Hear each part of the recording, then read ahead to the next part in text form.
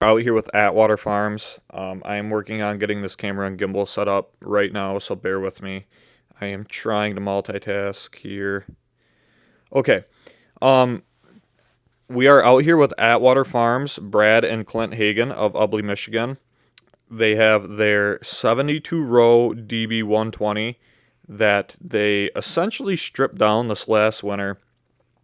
I would say pretty well started from new. They didn't totally, excuse me, not started from new, but started from scratch. This was obviously a used unit. I believe this was a 48 row. I am not 100% sure. I'll have to confirm with Clint. But I believe this is something that they stripped down, and I know they had to add some row units to it, obviously, being as it is, a 72 row now.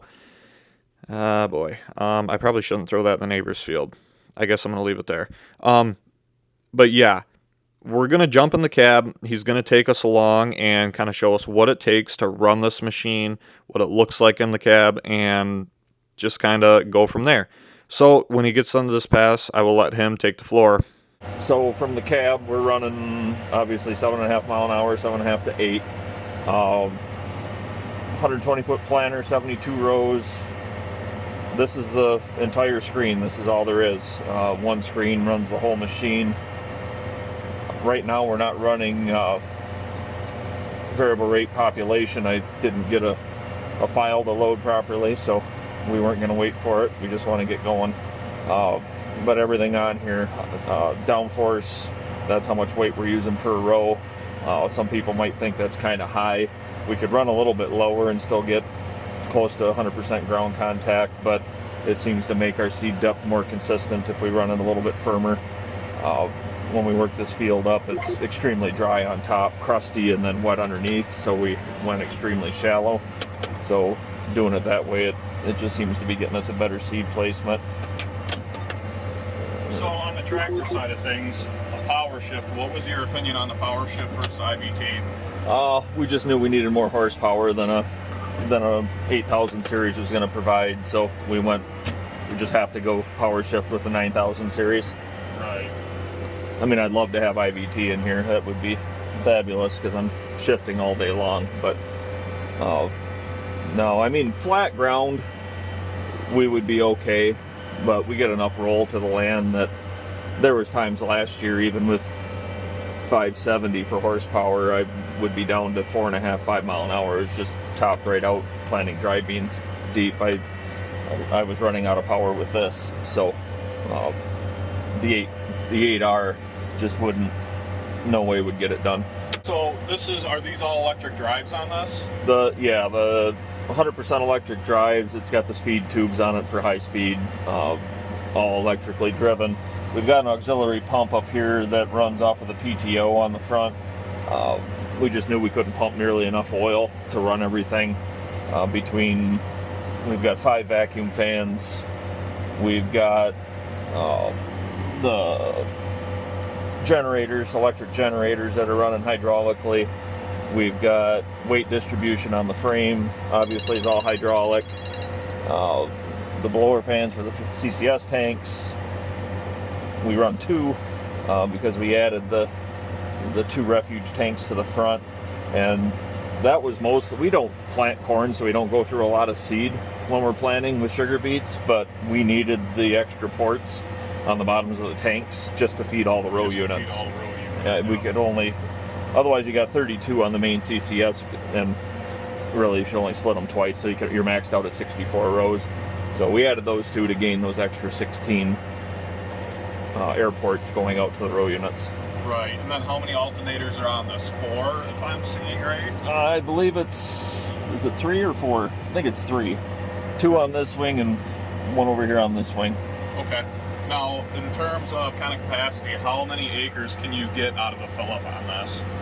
With sugar beet seed, I really don't even know.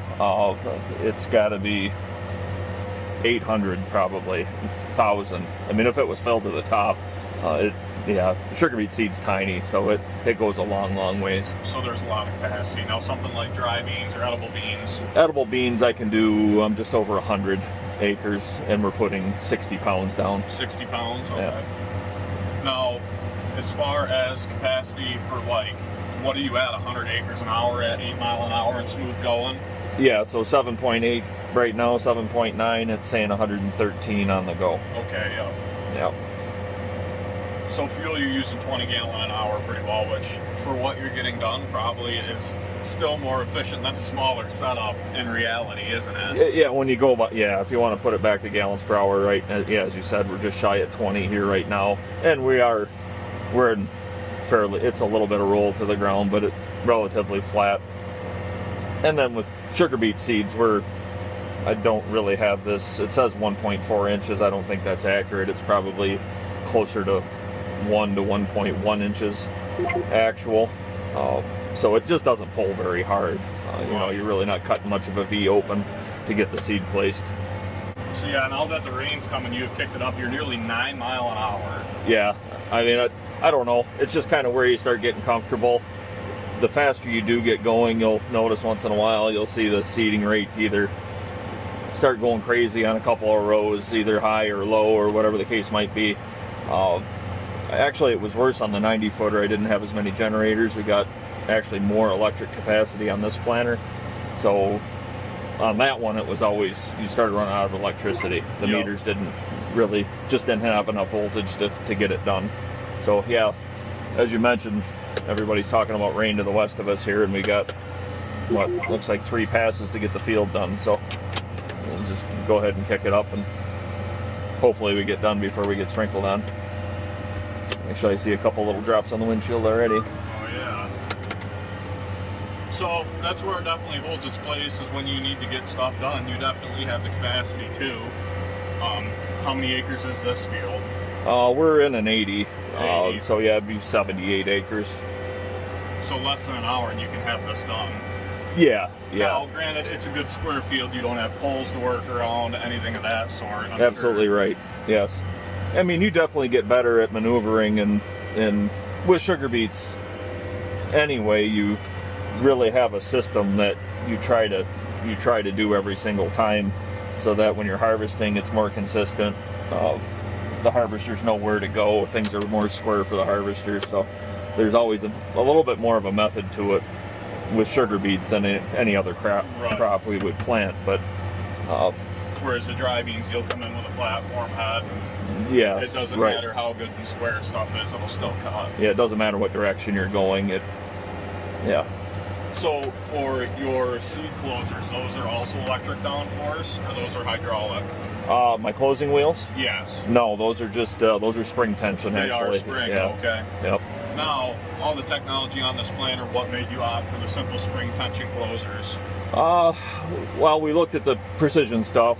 I mean, obviously, number one, it's expensive, but number two, they drag a lot of stones. They do. Yeah, and okay. in the shallow going, we seem to. I mean, we've got quite a bit of rock, and there's just a lot of downtime trying to kick those things back out of the closing wheels all day long. Because if they do happen to drag, even the copperhead wheels we've got tend to grab more stones than a traditional deer, but when you're in dry beans, they can drag, and they're not dragging and taking the seed out. In sugar beets, they're planted so shallow, as soon as there's a little bit of drag, the beets are getting thrown out of the rows. They're not hitting the ground like no, they're supposed to. No. So we did get cut a little bit short here. Obviously, as you can see, the rain has started here. No big deal. We still did get to spend a pretty good amount of time in the cab with Clint there. I was with him for nearly half an hour there, but, actual record time, we got a good, 10 or 15 minutes of recording time there. I got to get this put back on. I cannot film without this on the bottom. But yeah, just to ride along in this thing and see, just what goes into running it. It's absolutely insane. You think about a 120-foot sprayer is one thing, but these planters, this planter, look at just the amount of rows. When you get behind this, you look at the rows and the amount of time that it took to go through this and put together every one of these individual row units. So Clint is folding up here. We're going to go ahead, he's going to go ahead and call it a day here. It rained pretty good. As you could see in that one video, on that final pass, he bumped it up to 9.8 or 9.9 mile an hour. For a planter this size, just unreal. you know, just an absolutely unreal. I mean, to be able to cover that much ground in one go is just absolutely insane. And I mean, you can see this locks up no different than any other DB120. There's definitely a lot more weight on this frame with all these ROW units. I mean, not to say that, you know, it's, I mean, it folds up just like your regular DB120.